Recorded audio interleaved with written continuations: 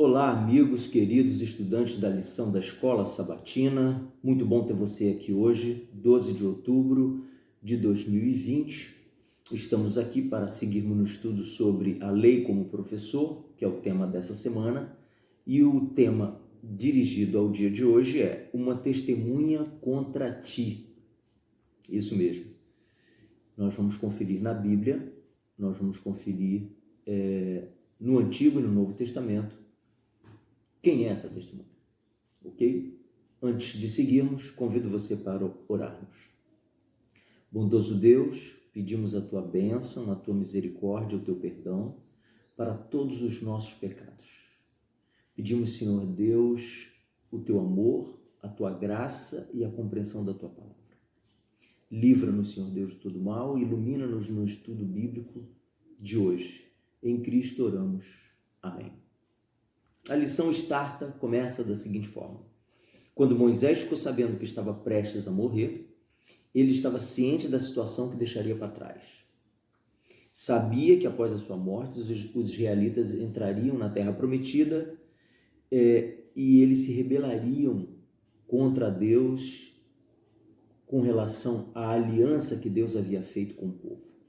Ou seja, uma aliança de exclusividade, onde Deus é o único Deus de Israel, e Israel é o povo peculiar de Deus para levar o amor de Deus para toda a humanidade. Essa era a aliança. Quando nós lemos Deuteronômio 31, do verso 14 ao 27, nós entendemos o seguinte. Moisés escreveu por ordem de Deus um cântico que está contido no capítulo 32 de Deuteronômio para exortar Israel, para que Israel entendesse a preocupação de amor de Deus para salvá-los e também do professor Moisés, que estaria se retirando da sala de aula para ser substituído por um novo professor, mas que tinha consciência da qualidade da turma que estava deixando para o seu sucessor. Moisés escreveu um livro, e esse livro é o livro da lei. Esse livro é quase que exclusivamente o livro de Deuteronômio, embora hajam apêndices, onde você vê desde Êxodo com a entrega da lei moral, da lei cerimonial, da lei civil e da lei sanitária para o povo. Moisés dá outras ordenanças no livro de Deuteronômio como que uma orientação de condução do povo após a entrada do povo à terra prometida, que Deus prometeu por juramento dar aos seus antepassados. O tom de Moisés nesse texto parece de um professor indo para a aposentadoria. Ele sabia que seus alunos haviam se comportado mal e, ao sair de cena, esse comportamento negativo permaneceria. Moisés instruiu os levitas que carregavam a arca da aliança a colocarem o livro da lei ao lado da arca como uma testemunha contra Israel. Sim, o livro estaria sempre ali para lembrá-los do que Deus nutria no seu coração de expectativa em relação a eles. Ao olharem para a arca da aliança e ao olharem para o livro, eles teriam aqui a advertência que eles saberiam do seu conteúdo para nortear as suas vidas. Ele não estava simplesmente entregando um plano de aula, Moisés, para seu substituto, mas transmitindo um testemunho. Moisés falou do livro da lei como se fosse um ser vivo, com poder para reprovar o coração dos homens. Curioso isso aqui, Na verdade, Moisés dá a autoridade de um sentinela para esse livro, como que ali vigiando todo o tempo, como que ali observando todo o tempo, como que estivesse lembrando os israelitas da aliança que haviam assumido com Deus enquanto peregrinavam pelo deserto. De fato, era um povo rebelde. Nós hoje, na modernidade, na atualidade, nós gostamos demais de dizer que Israel era um povo rebelde. Mas nós precisamos pôr a mão na consciência e entender que a palavra de Deus, ela é perene e ela escrutina o coração de toda a humanidade. desde a primeira sala de aula com Adão e Eva até a última sala de aula antes da volta de Jesus. Para tanto, eu peço que você abra sua Bíblia no livro de Romanos, no capítulo 3. Aqui nós temos um texto que nos conduz ao pensamento sobre, mais uma vez, o papel da lei e a graça de Jesus Cristo.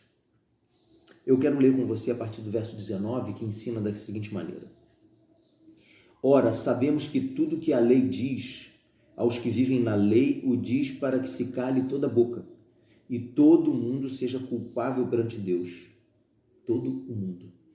Visto que ninguém será justificado diante dele por obras da lei, em razão de que pela lei vem o pleno conhecimento do pecado. Como estamos estudando essa semana, uma das formas que a lei se torna útil para nós é mostrar onde estamos errando. A lei se assume como um espelho para nós. Ao olharmos para a lei, podemos ver ali onde estamos acertando ou errando, mas a lei não tem a capacidade de remover o pecado em nós, de nos limpar do nosso erro. A lei é parte do processo de redenção. O texto segue. A justificação pela fé em Cristo é o subtítulo. Mas agora sem lei se manifestou a justiça de Deus, testemunhada pela lei e pelos profetas. Justiça de Deus mediante a fé em Jesus Cristo. Aqui está o ponto culminante da salvação da humanidade. Para todos e sobre todos os que creem, porque não há distinção. E aqui um verso clássico que você conhece da Bíblia, o verso 23, pois todos pecaram e carecem da glória de Deus. Ou seja, antes de olharmos para Israel e criticá-lo, censurá-lo pela história, Deus estava presente, tinha nuvem, ouvia a voz, via o trovão, etc. Antes disso tudo, nós precisamos chegar em Romanos 3, 23 e entender que nós estamos no mesmo pacote, na mesma caixa. Eu quero dividir com você o que diz o comentário bíblico a respeito disso, apenas dos versos 19 e 20 do capítulo 3 de Romanos. Diz assim o comentário bíblico: Salmos e Eclesiastes são considerados leis por interpretar a lei de Moisés.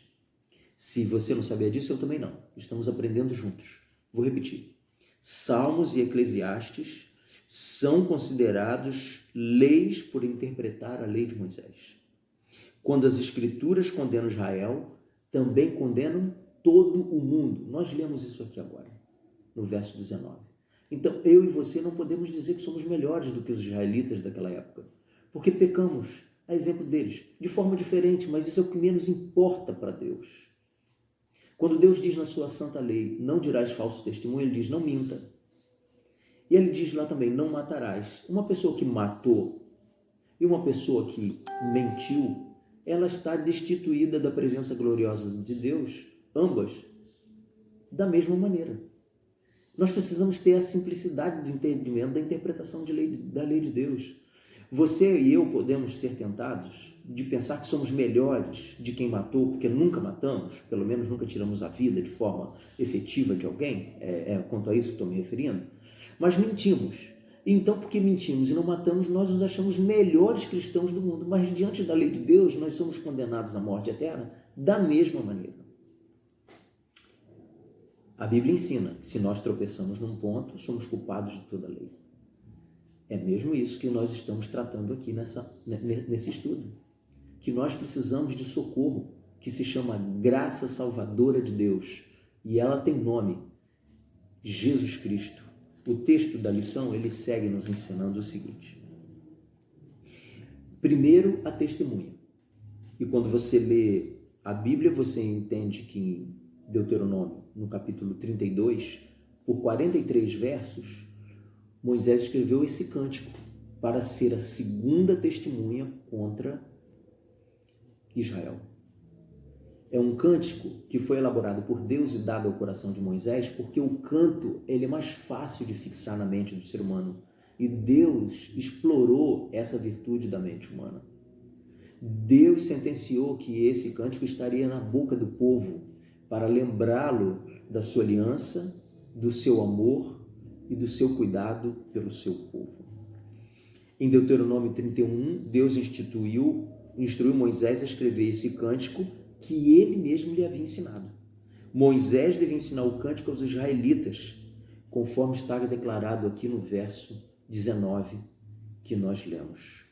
Novamente vemos as ordens de Deus personificadas. Um cântico, ao ser entoado, ele poderia lembrar, trazer o povo ao conselho de Deus. Veja como o amor de Deus é indescritível ou incompreensível para nós na sua plenitude. E sendo ele uma testemunha, tem a capacidade de fazer com que as pessoas avaliem a si mesmas e vejam o que o cântico revela sobre elas. Comentário do autor, eu achei assim, olha, perfeito para o dia de hoje. É a minha opinião, eu divido com você aqui. Comentário do autor sobre esse trecho do estudo semanal diz o seguinte, tem uma pergunta aqui que nos chama muita atenção. O que podemos aprender com esse ciclo fatalista da lei, pecado, condenação? Um ciclo que muitos cristãos solucionam simplesmente ignorando o assunto da lei bíblica e saltando prematuramente para os temas do perdão, graça e salvação. Essa pergunta nos faz pensar que ao chegarmos no perdão, graça e salvação, sem compreendermos a lei, sua condenação e punição, será que conseguiremos pedir perdão a Deus de maneira ideal sobre os nossos pecados? Trocando em reais, trocando em miúdos, trocando em moedas. Como é que eu vou pedir perdão a Deus pelos meus pecados se não consigo, pela lei, reconhecê-los de pleno que sou culpado deles? Pare para pensar nisso um pouco, porque eu e você precisamos de médico. E quando vamos ao médico, precisamos pelo menos tentar dizer o que nos acometeu e nos conduziu até ali. Se não conseguimos dar um relatório ideal para o médico, vamos dificultar o serviço diagnóstico e a cura. No caso de Deus, o serviço é um pouco mais encurtado, porque Ele sabe das nossas lutas e das nossas dificuldades. Muito bem. No entanto, o Deus dos Hebreus nos abraça, mesmo sabendo que será traído pelo nosso pecado e rebelião contra Ele. Isso é uma graça incrível. Será que eu e você nos associaríamos a um casamento onde teríamos certeza que o cônjuge nos trairia algum dia? O que você pensa sobre isso?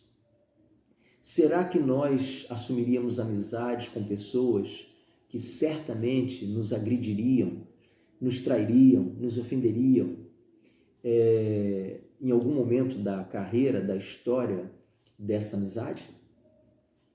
Certamente não. Mas o Senhor Deus que está nos céus abraçou um povo sabendo que esse povo o trairia um dia, mas por amor a este povo e à humanidade, no projeto próprio do coração de Deus de usar o povo judeu como luz para a humanidade, o Senhor Deus segue entendendo e conhecendo o pecado como nenhum de nós conhece, e a sua nocividade e a sua malignidade no coração humano. O amor de Jesus Cristo nos constrange e nos salva, nos redime de todo esse mal.